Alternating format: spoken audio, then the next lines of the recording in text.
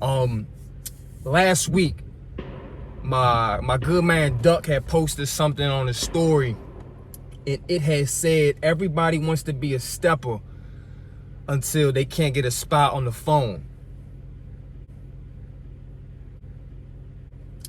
That statement right there had led me to today to come over here to the Eastern Correctional Institute in Westover, Maryland.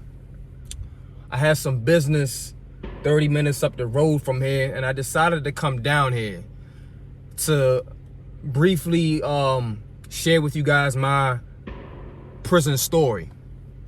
For those that don't know, I did 4 years in the Maryland system, and out those 4 years, I spent 2.5 years at this facility. This is the largest prison in the Maryland system.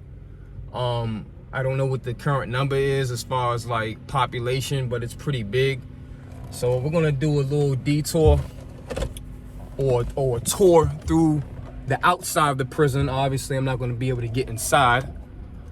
But we're gonna show you guys some things. I'm gonna share with you guys some very important information. And I don't want to glorify prison.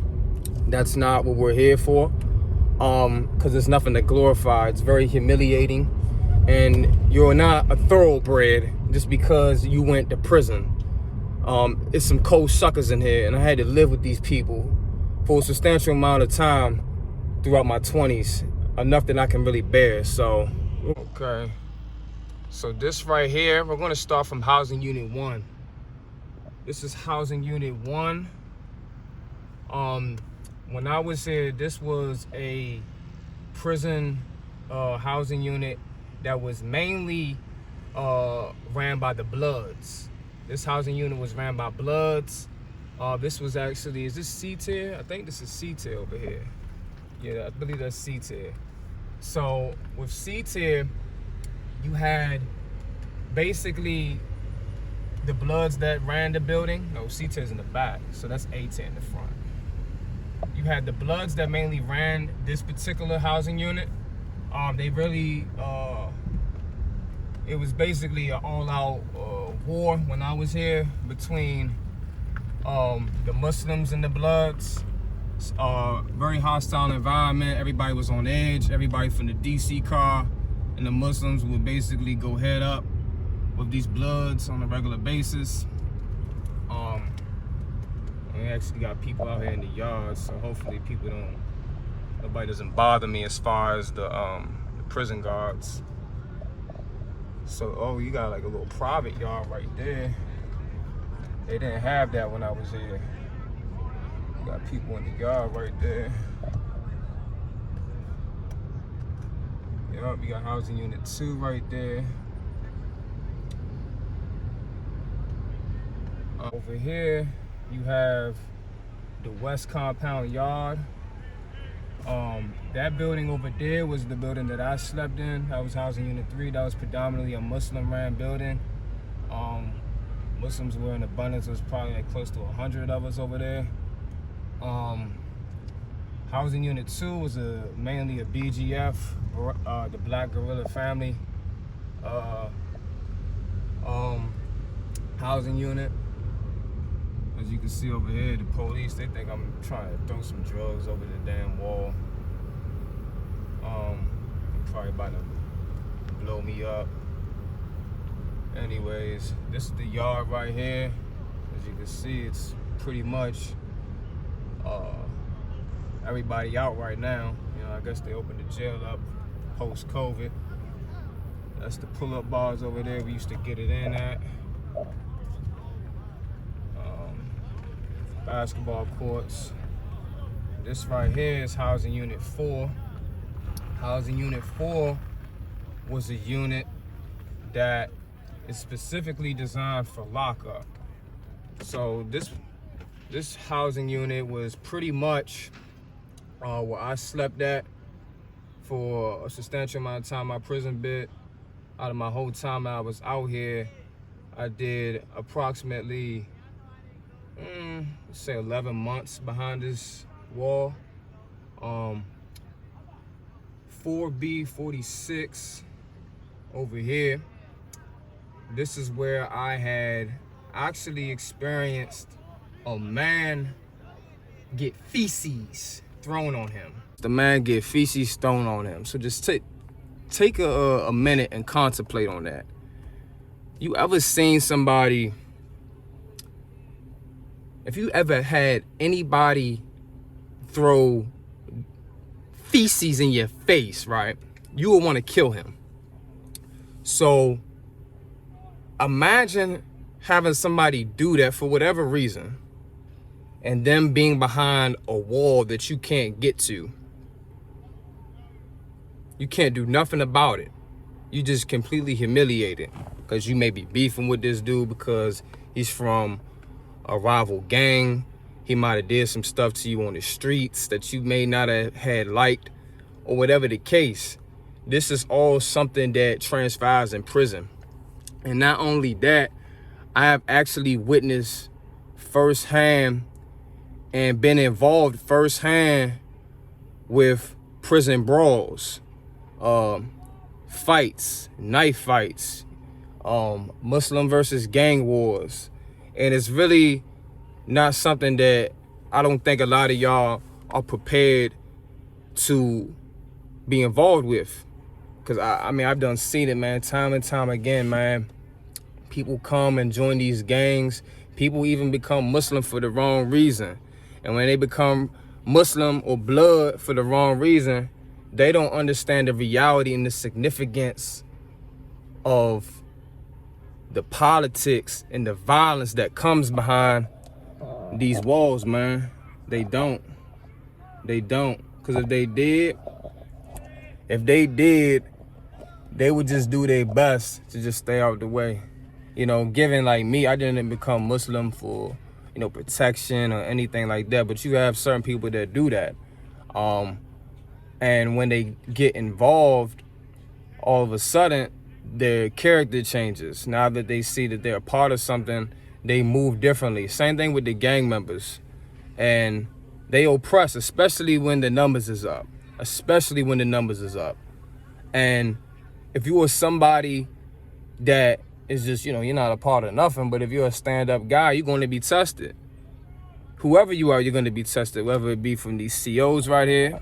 You know, they really think I'm trying to throw drugs over this job. You know, you're going to face adversity, you know. And like these particular housing units, they one of the most dangerous housing units in the Maryland system, in my opinion. Just because the amount of gangs that are out at this particular spot, you know what I'm saying? It's really treacherous, man. It's really treacherous.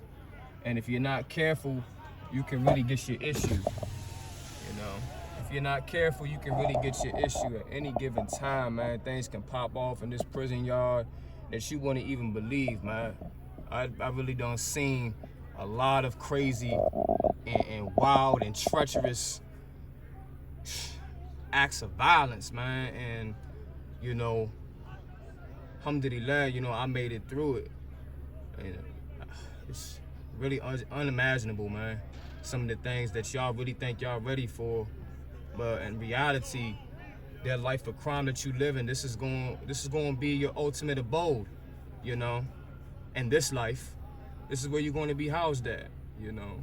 Men in this gym not coming home, can't see they family members, can't get a spot on the phone, whatever the case is, you know. And it's just sad, man. It's just really sad, you know. But we're going to keep it moving because they probably about to say something to me. Well, probably not. I really don't care.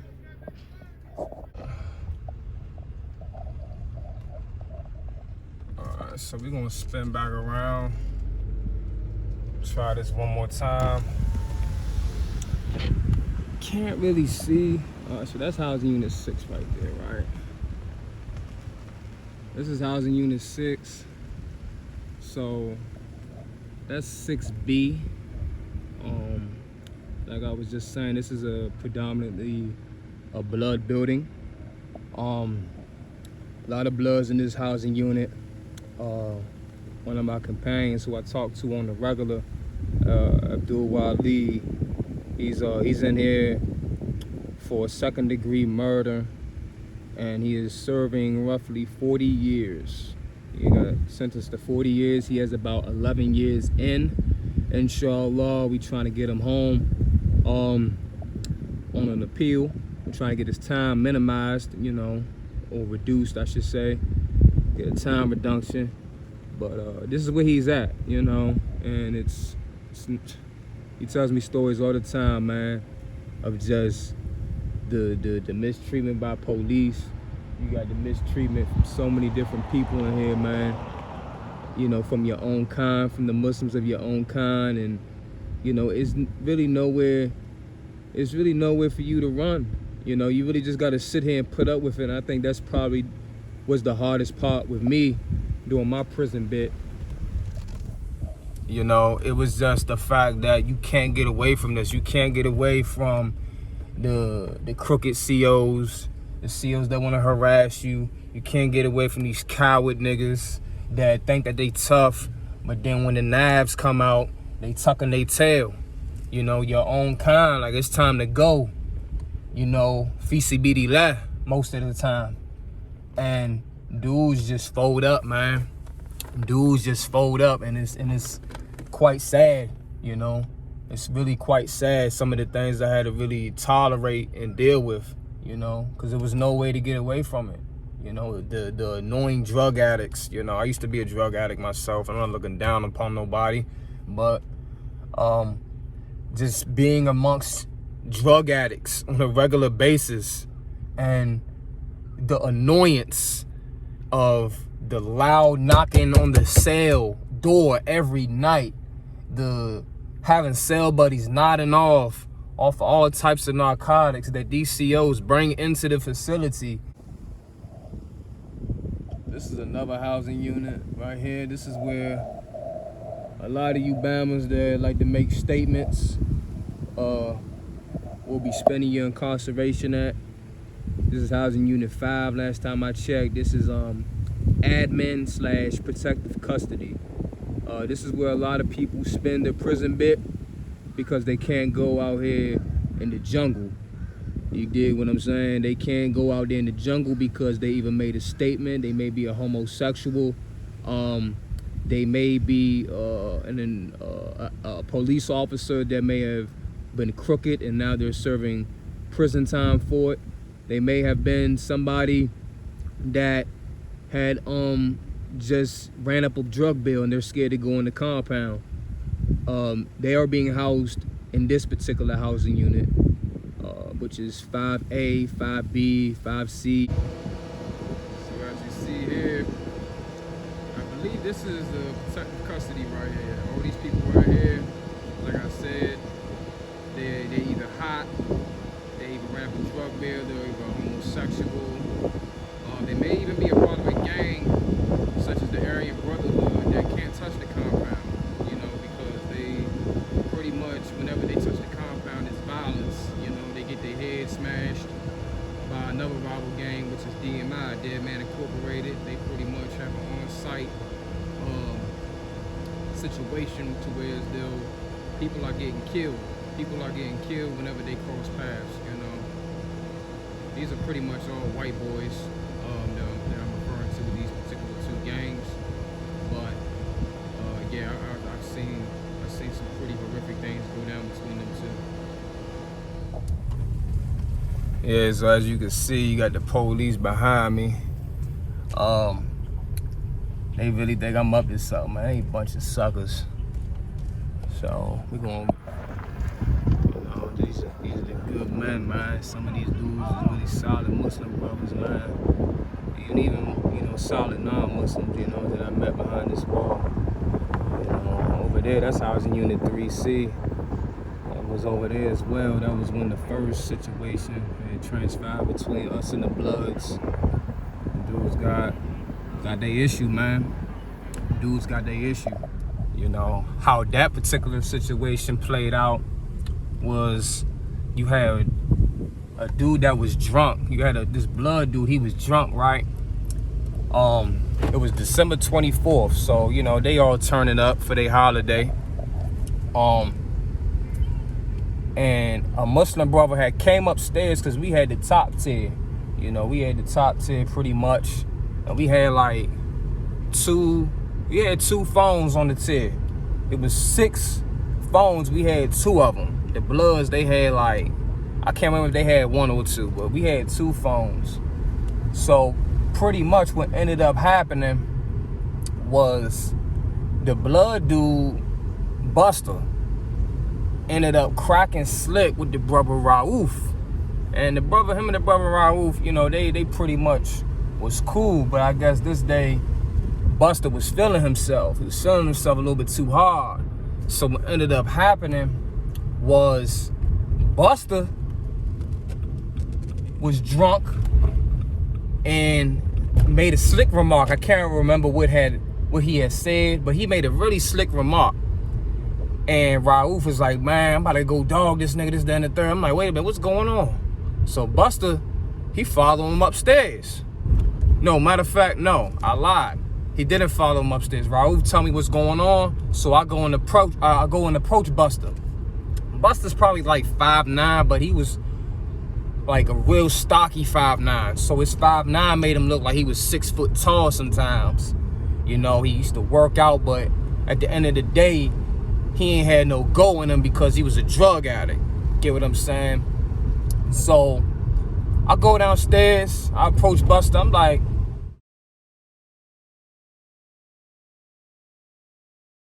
you have to dominate the person you were yesterday to be the person you want to be tomorrow. Mantown Fitness is a mindset, a way of life, and a weapon.